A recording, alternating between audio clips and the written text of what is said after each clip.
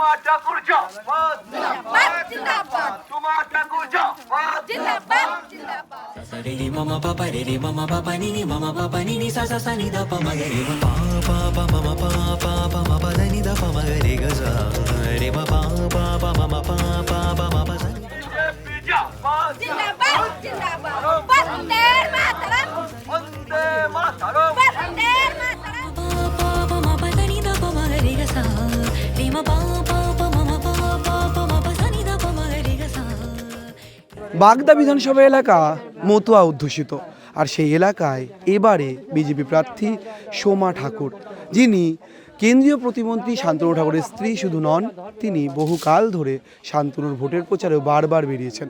একদিকে সোমা ঠাকুর লড়ছেন, অন্যদিকে তারই পরিবারের তার ননদ তৃণমূল প্রার্থী মধুপর্ণা ঠাকুর। আমরা আজ সোমা ঠাকুরের প্রচার ঘুরতে ঘুরতে তার কাছ থেকে জানবো তিনি ঠিক কিভাবে প্রচার সারছেন এবং তিনি কি বলছেন। সোমাদি, এবারে আপনি রাজনীতির ময়দানে সরাসরি লড়ছেন, তার কারণ আপনি শান্তনু ঠাকুরের প্রচারে গিয়েছেন, আমরা বারবার দেখেছি। লড়াইটা কতটা কঠিন, কেন কঠিন পড়ে আসছে? লড়াইটা প্রথমত কোনো কঠিন নেই, কেননা এই বাগদা বিধানসভায় 2019 সালেও ভারতীয় জনতা পার্টিকে বিপুল ভোটে জয়যুক্ত করেছিল, 21-এও সেই বিপুল ভোটে জয়যুক্ত করেছিল এবং 26-এর যে ভোট তাতেও বিপুল 21-এর যে বিধানসভা ভোট ছিল তার থেকেও এইবারে যে 26-এর ভোট বিপুল ভোটে জয়যুক্ত হবে বাগদা মানুষ। এবং বাগদার বিধানসভায় টোটাল যত মানুষ আছে সকলের সাথে কম বেশি আমার হয়ে গেছে, আমার জনসংযোগ, বিপুল সাড়া পাচ্ছি, বিপুল ভোটে আমরা জয়যুক্ত হচ্ছি। সোমাদি, আপনিও খুব জোরে হাঁটেন, বলতে কোনো দ্বিধা নেই। আপনার যিনি ননদ, যিনি আপনার প্রতিপক্ষ, তিনিও অত্যন্ত জোরে হাঁটেন। ঠাকুরবাড়ির সদস্যরাই জোরে হাঁটছেন রাজনৈতিক ময়দানে, এত জোরে হাঁটা, এই পুরো মিলেমিশে ননদের সাথে কি লড়াই করতে একটু কঠিন হবে? ননদ বৌদির লড়াইটা ঠিক কীভাবে এনজয় করছেন? দেখুন, রাজনীতির ময়দানে এই প্রথম হতে পারি, কিন্তু যেহেতু আমার স্বামী দুইবারের সাংসদ, তার সাথে প্রচুর তার প্রচারের সময় ছিলাম, সব সময় ওতপ্রোতভাবে জড়িত ছিলাম। এবং তার আগেও যেহেতু মতুয়ার ঘরের আমি পুত্রবধূ, সেহেতু মতুয়ার প্রোগ্রাম থেকে শুরু করে বিভিন্ন জায়গায় বিগত 15 বছর ধরে গড়ে আসছি, এটা কোনো নতুন বিষয় না। ননদ বৌদির লড়াই এনজয় করছেন? আমি কারোর দিকে ফোকাস করছি না, আমি বাগদাবাসীর জন্য কি উন্নয়ন করব, বাগদাবাসীরা কিভাবে ভালো থাকবে, কেননা দীর্ঘ 15 বছর এই তৃণমূল সরকার কোনো বাগদাকে পুরো পিছিয়ে রেখেছে।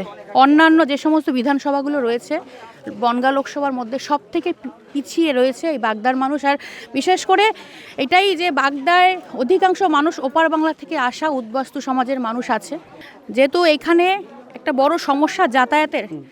আমাদের সাংসদ বহুতবার এই রেল লাইনের জন্য আবেদনও করেছিল, কিন্তু পশ্চিমবাংলার সরকার, মমতা ব্যানার্জির সরকার, তারা কোনো সময়ের জন্য রাস্তার যে এনওসি তারা দেয়নি, যার জন্য রেল লাইনের যে কাজটা থমকে গেছে। এবং বিশেষ করে যেহেতু এখানে বিভিন্ন ফুলের চাষ থেকে চাষের উপরে বেশি নির্ভরশীল, এদের একটাও এখানে কোনো কোল্ড স্টোর নেই, ব্রিজের পুরো দুরবস্থা, কোনো ব্রিজ নেই। সবথেকে বড় কথা হচ্ছে কি যাতায়াতের যে ব্যবস্থাটা, জলপথের যে ব্যবস্থা, সেটা ভীষণ অবস্থা খারাপ। আর স্বাস্থ্য তো ভেঙে পড়েছে।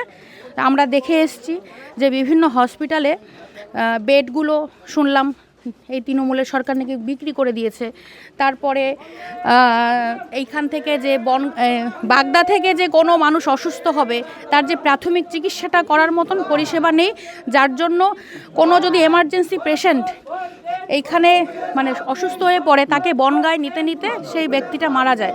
সুতরাং সব মিলিয়ে বাগদাবাসীরা অনেকটা পিছিয়ে রয়েছেন সকল দিক থেকে। তৃণমূল বিরোধীরা কাজ করবেন, তারা তাদের বিরোধিতা করবেনই। তারা অভিযোগ করছেন যে এসআইআর ইস্যুতে বহু মতুয়া সম্প্রদায়ের মানুষের নাম কাটা গিয়েছে। বাগদা বিধানসভাতে প্রায় 10,000-এর বেশি মানুষের নাম কাটা গিয়েছে এবং তাদের রাগ বিজেপির উপরে, কারণ তারা অনেকের সাথে কথা বলছিলাম, তারা কেউ বলছেন যে বিজেপি সরকার, কেন্দ্র সরকার তাদের নাম কেটেছে। এই বিষয়টা ট্যাকেল বা ব্যালেন্স করছেন কি করে? কারণ এই প্রশ্ন তো আপনার দিকে উড়ে আসছে। দেখুন, বিষয়টা হচ্ছে এই যে তৃণমূলের যে দুর্নীতির লোকরা, তারা যারা এখানে বাগদায় তৃণমূল করে, তারা মানুষের কাছে, বিশেষ করে বাগদার মানুষরা অতি সরল, তাদের কাছে ভুল বার্তা পৌঁছাচ্ছে যে আপনাদের নাম কাটা গেছে, আপনাদের নাম কোনোদিন আর উঠবে না। এটা কোন মূর্খের স্বর্গে বাস করে আমার জানা নেই। এখানে সাংবিধানিক অনুসারে এসআইআর একটা গুরুত্বপূর্ণ জিনিস, যেটাকে আমাদের দীর্ঘ প্রায় 21 বছর পরে এটা হলো, কিন্তু সেক্ষেত্রে অনেক মানুষকে ভুল বুঝিয়ে এই রাজনৈতিকে যে ময়দানে যে তারা একটা ইস্যু বের করছে। আমি তৃণমূলকে বলছি, তৃণমূলের সরকারকে বলছি, আপনারা বাগদাবাসীর জন্য কি কি উন্নয়ন করেছেন সেটা একটু তুলে ধরুন না। সেটা তুলে ধরুন, মানুষের সেবা করবার জন্য কি কি উন্নয়ন করেছেন বাগদাবাসীর জন্য সেটা একটু খুলে বলুন। তাহলে বুঝতে পারবো যে আপনারা কি কি উন্নয়ন করেছেন, মানুষের কাছে তারাও দেখতে পাবে। আমরা এই পর্যন্ত 10 দিনের উপরে হয়ে গেল প্রচার করছি। বাগদার যা পরিস্থিতি, রাস্তাঘাট থেকে শুরু করে কোনো পরিষেবা নেই, বিভিন্ন স্কুলগুলো বন্ধ হয়ে যাচ্ছে। কেননা আপনারা জানেন প্রায় এই 15 বছরে প্রায় কোনো চাকরি নিয়োগ হয়নি, যার জন্য স্কুলগুলো মাস্টারমশাই নেই, যার জন্য বন্ধ হতে বাধ্য হচ্ছে। গ্রামের বাচ্চারা তাহলে পড়াশোনা করবে কোথায়? আপনার এই সৌন্দর্য, আপনার এই ফিটনেস, আপনি যেমন সুন্দর তেমন আপনি হাঁটতেও পারেন জোরে, এই পুরো ফিটনেসটা রক্ষা করেন কিভাবে? আমি স্বাভাবিক থাকি, আমার কোনো বিশেষ কোনো আমার কোনো রহস্য নেই। আমি স্বাভাবিক একটা সাধারণ গ্রামের মেয়েরা যা খায় সকালে সেই রকম সবজি ডাল ভাত খেয়েই আমি বড় ছোটোবেলা থেকে। আমার কোনো আলাদা করে ফিটনেসের কোনো বিষয় নেই। কত ঘন্টা ঘুম হয়? আমি নর্মালি সবসময় 6 ঘন্টায় ঘুমাই। আমার 6 ঘন্টা বাদ দিয়ে সব সময় আমার কোনো না কোনো কাজ থাকে, দীর্ঘ 15 বছর ধরে তাই করে আসছি। যেরকম আমি বাড়ি যাওয়ার পরে আমার বাচ্চাদেরকে খাওয়ানো, তারপরে সকালে আসার আগে তাদেরকে স্কুলের জন্য রেডি করে, একদম একদম সমস্ত কিছু, বাড়ি গিয়ে আবার রান্না করব, 2 ছেলে রয়েছে সবাইকে খাওয়াবো। না না, কোনো ওই সমস্ত কোনো আমি মেকআপ সেরকম করতে পছন্দ করি না, সবাই জানে।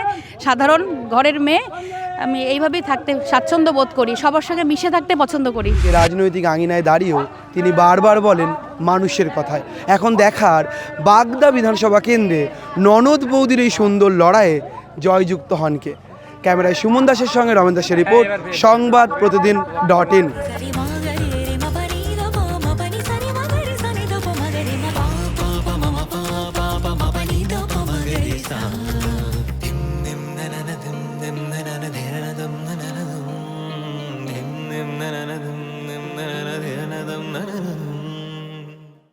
এবারে ভাই ভোটের লড়াই এই এখানেই দেখবো।